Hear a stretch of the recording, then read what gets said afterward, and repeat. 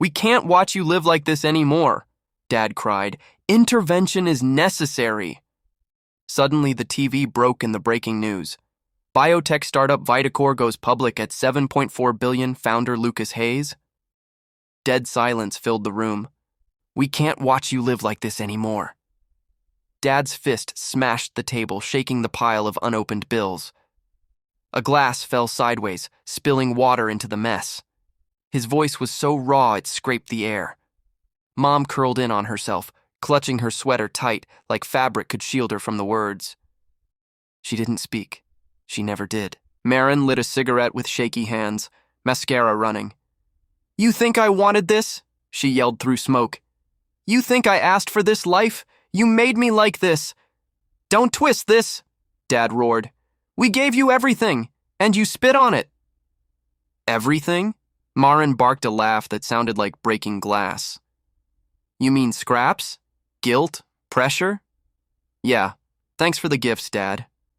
The TV flickered muted news in the corner. Biotech startup VITACORE goes public at $7.4 billion. The anchor's mouth moved, but no one cared. The room smelled like stale takeout, smoke, and spilled wine. I sat in the corner, quiet as always, watching. That was my job, my role. But Marin's eyes found me. Her finger jabbed through the haze. Don't just sit there, Ethan, she snapped. Tell them the truth. Tell them what you did. The room froze. Dad's face turned. Mom stopped breathing. Their fire turned to me. And for the first time in years, I felt my silence cracking open. My name's Ethan Calder, 26. I've been the quiet one my whole life, the listener, the one who swallows words before they're born. Not because I had nothing to say, but because every time I spoke, someone used it against me. My silence wasn't weakness. It was survival. I'm not the golden child, not the one who burned bright or burned out. I'm the one who got blamed when the light bulb flickered. Marin's scream hung in the air, daring me to speak.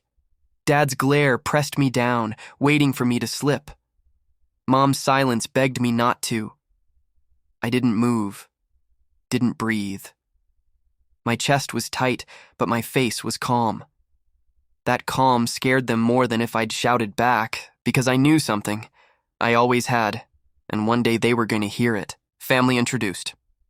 The fight spun like a storm. One by one, faces sharpened under its light. Dad, Warren Calder, 58. Tough hands, softer pride. He believed work fixed everything, but work never fixed him. He was always loud, always right, even when he wasn't. Mom, Helen Calder, 54. Fragile frame, trembling hands. She survived by staying quiet, by avoiding the blast zone. Her tears came in silence, the way rain does in the night when nobody's awake to notice. Marin, my sister, 29. Fire and gasoline. She lived fast, loved fast, broke fast. She talked like the world owed her and fought like it already hated her. And then there was me, Ethan. Background furniture in this collapsing house. Dad shoved papers toward Marin. You lied. Again. Credit cards. Loans. Look at this mess. Marin's laugh cut sharp. At least I'm not hiding behind a paycheck and pretending I'm holy. Mom whispered, Please, stop. But no one heard her. I watched. And I saw what no one else admitted. They weren't just fighting each other. They were hiding. Every word was a cover. Every shout, a mask. There were things they didn't want to surface. And I had carried those secrets longer than anyone. The papers scattered on the floor, unpaid bills, a foreclosure notice. Dad tried to snatch them back, but it was too late. This house, Marin hissed, pointing at the ceiling, isn't even yours anymore, is it? Dad's face drained. Don't talk like you know. Mom gasped.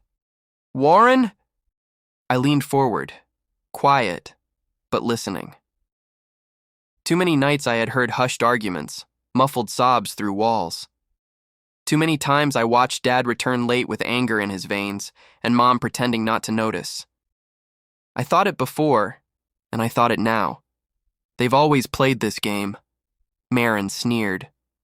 So all those lectures, all that pride, you're drowning same as me.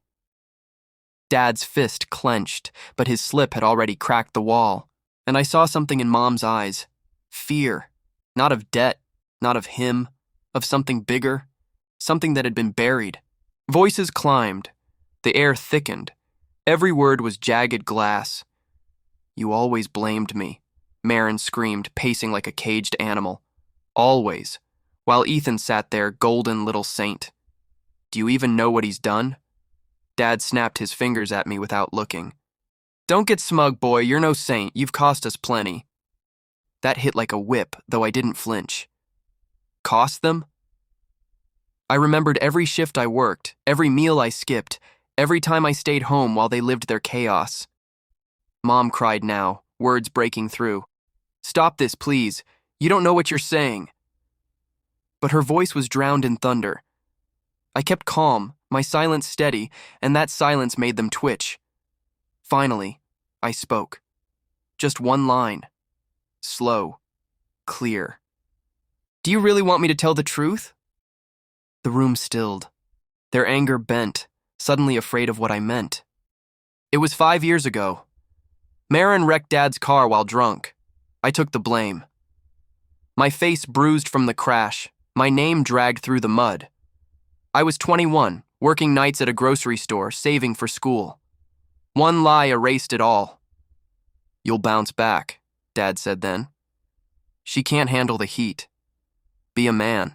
I lost my chance at college, lost money I'd saved, got a record for something I didn't do.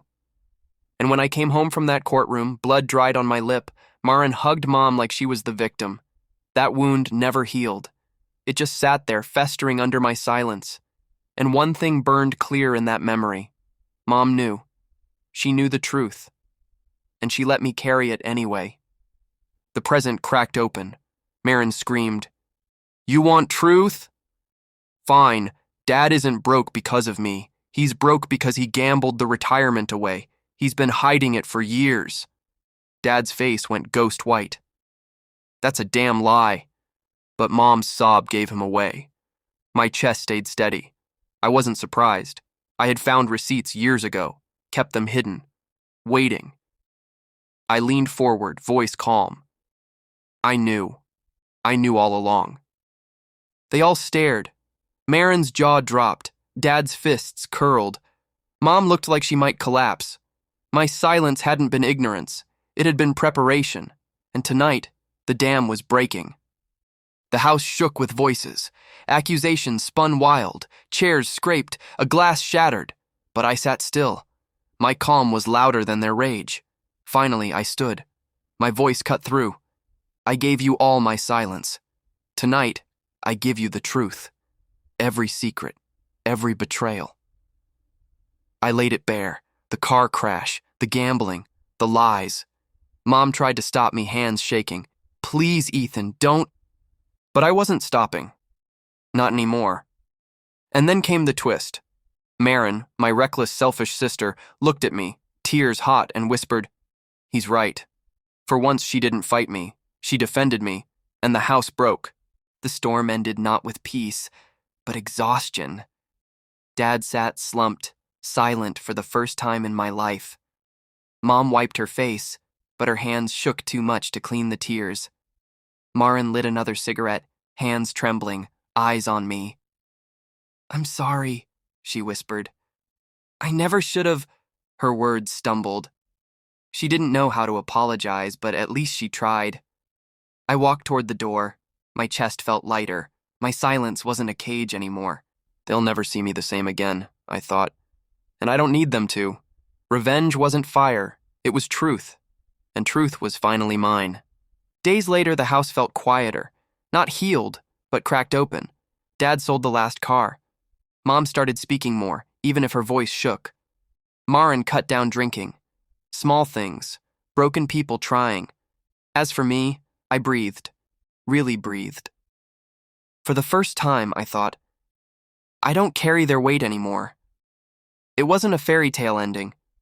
It wasn't clean. But it was peace. And peace was enough.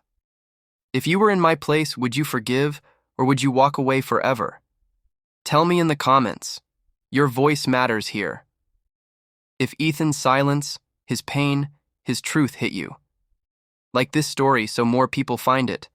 Subscribe for more raw, real stories that cut deep, and share your thoughts below. Because here, we heal by sharing.